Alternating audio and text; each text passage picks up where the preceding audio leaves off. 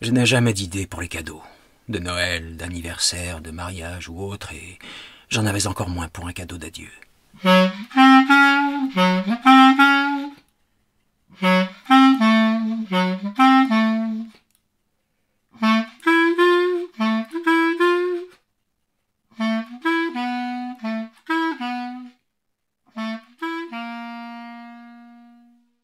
La revue Rue Saint-Ambroise et l'association Rue du Conservatoire vous proposent L'adieu de Bertrand Guédon. Lecteur Xavier Béja. Musique Charlie Nelson.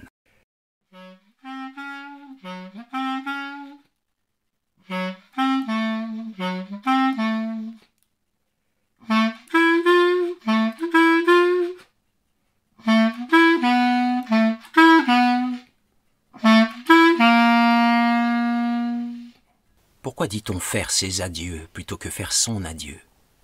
Pourquoi employer le pluriel? On dit certes présenter ses hommages, ses respects, ses devoirs, toucher ses émoluments, donner des gages.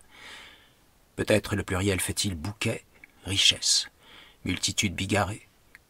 Peut-être aussi dénote-t-il une charge émotionnelle. Google Translate donne aussi un pluriel en anglais. Make one's farewells. Jamais entendu. En plus, un farewell n'est pas un adieu, mais plutôt un porte-toi bien, un prends soin de toi, comme on entend dire depuis quelque temps, un salut léger, loin de receler la charge dramatique de l'adieu.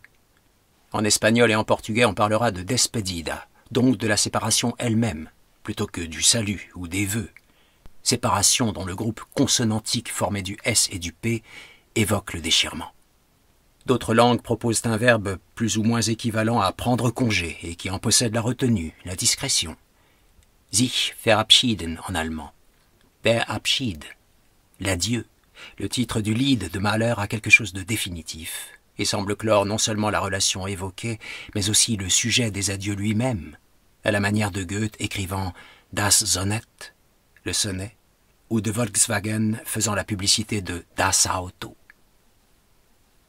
Je n'ai jamais d'idée pour les cadeaux, de Noël, d'anniversaire, de mariage ou autre, et j'en avais encore moins pour un cadeau d'adieu.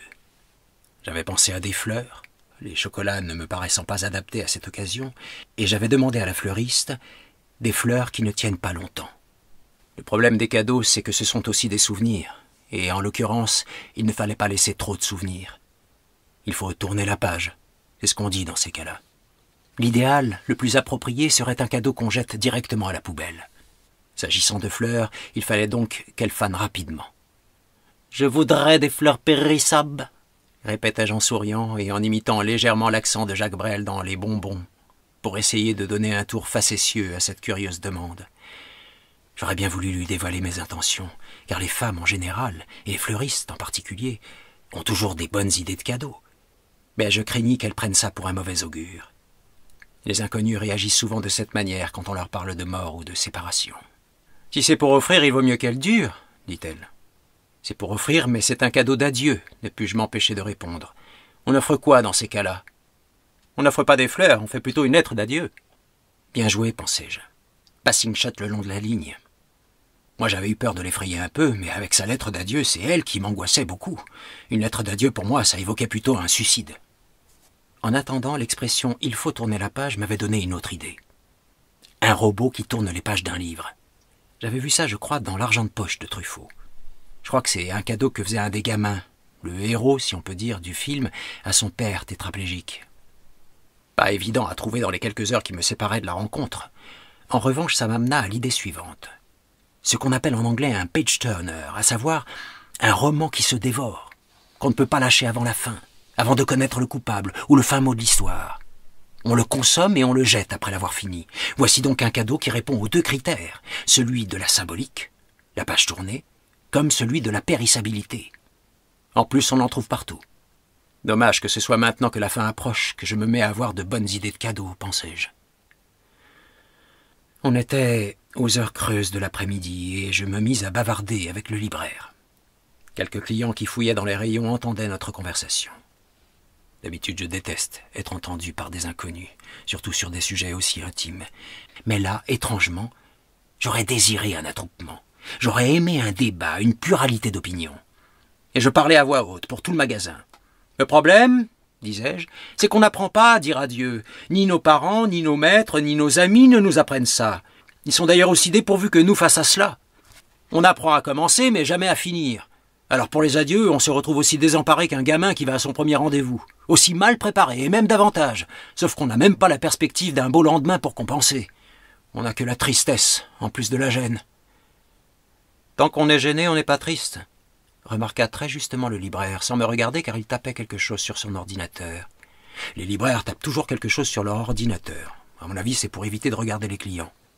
Ils sont lecteurs, leurs clients aussi, et il y a quelque chose de si intime dans la lecture, ou même dans le choix d'un ouvrage, dans la recommandation d'un livre, que la pudeur commande de baisser les yeux. Il reprit, toujours sans me regarder. Dans le temps, j'avais une coloc qui disait que si on a l'habitude de se passer de quelque chose d'essentiel, alors on ne souffre pas.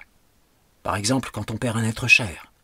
Elle avait institué un exercice très efficace. Chaque jour, elle fermait à clé un tiroir ou une armoire, et on était donc obligé de vivre pendant une journée sans son contenu.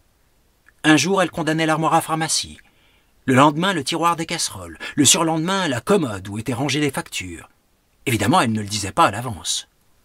Pour éviter par exemple de voir l'accès aux pullovers interdits en plein cœur de l'hiver, on les répartissait en plusieurs endroits. En généralisant cette méthode, on en venait à trouver dans chaque placard, dans chaque tiroir, un mélange d'habits, de nourriture, de cosmétiques, de livres, etc. Ma coloc disait que c'est un enseignement pour la vie. On dit qu'il ne faut pas mettre tous ses œufs dans le même panier, et pourtant c'est ce qu'on fait en permanence. En s'attachant à une seule personne, en n'ayant qu'un travail, qu'un logis, en ne pratiquant qu'une langue. Grâce à cet exercice, on avait enfin compris comment se préparer à la perte, et justement, tout est dans la préparation.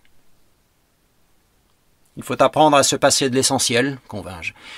Les SDF ou les migrants auraient sûrement beaucoup à nous apprendre là-dessus. La dame qui passait à la caisse intervint. « Elle ne me plaît pas trop, votre méthode. Gare à qui verrouille mes tiroirs, je peux devenir violente dans ces cas-là. » Le libraire se tourna vers moi cette fois-ci.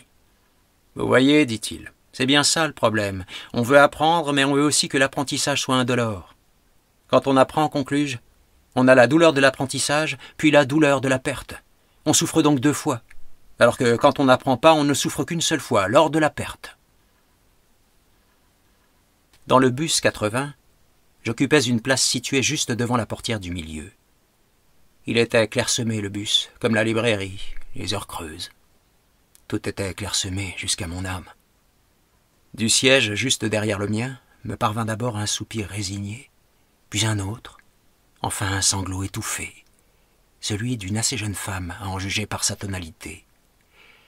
Je soupesai l'idée de me retourner et d'essayer de la consoler, mais mon désordre intérieur même ne me dissimulait pas l'incongruité d'une telle entreprise. Les sanglots continuaient d'arriver, à bas volume toujours, mais occasionnellement convulsifs. J'essayais de l'imaginer, petite ou grande, blonde ou brune, habillée de quelle manière. Elle était à moins d'1 mètre de moi. Je percevais quelque chose de son âme au travers de ses sanglots, et pourtant j'ignorais toute son apparence. Que dire d'ailleurs pour la consoler? J'essayai mentalement de formuler un discours de consolation.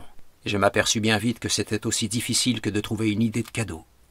Spontanément, j'aurais commencé par dire que je comprenais sa douleur et que je la partageais, et c'est curieux qu'un mensonge aussi manifeste soit la première chose qui vienne à l'esprit. Je comprends votre révolte, je comprends votre peine et je la partage. C'est d'ailleurs devenu un poncif des discours politiques. La compassion est de mise en toutes circonstances. La vérité, c'est que je ne comprends rien à sa douleur, ni elle à la mienne. Ce n'est pas parce qu'on souffre tous les deux qu'on a quelque chose en commun. Et pourtant j'éprouvais le désir irrésistible de la consoler, alors que ses sanglots étouffés continuaient à me parvenir. L'idée suivante consistait à dire que la douleur est brève, pour aiguë qu'elle soit, et la porte d'accès à un bonheur bien plus grand. Comme disent les analystes financiers, on enregistre des fluctuations à court terme sur les indices, mais la tendance long terme est haussière. C'est d'ailleurs cette formulation que j'aurais employée. Ça fait plus scientifique et moins rebattu que « la vie vous réserve encore des joies dont vous n'avez pas même idée ». Elle se leva pour sortir place de l'Europe, et j'aperçus enfin son visage. Et je constatai qu'elle ne sanglotait pas, mais au contraire qu'elle tentait de réprimer un fou rire. Elle en laissait échapper des bribes par saccades, les réprimait par des convulsions, au point qu'on distinguait à peine les unes des autres. Il est vrai que rien ne ressemble plus à un sanglot étouffé qu'un rire étouffé. Quand elle fut sur le trottoir, le rire éclata et la fit se plier. Elle dut prendre appui sur les grilles qui donnaient sur les voies de la gare Saint-Lazare. Je pensai d'abord, c'est de moi qu'elle se moque, de ma ridicule prétention à consoler une inconnue dans le bus. Puis, je suis parvenu à la consoler au-delà de toute attente, puisque maintenant voilà qu'elle s'esclaffe. Et enfin, c'est incroyable comme on ramène toujours tout à soi-même.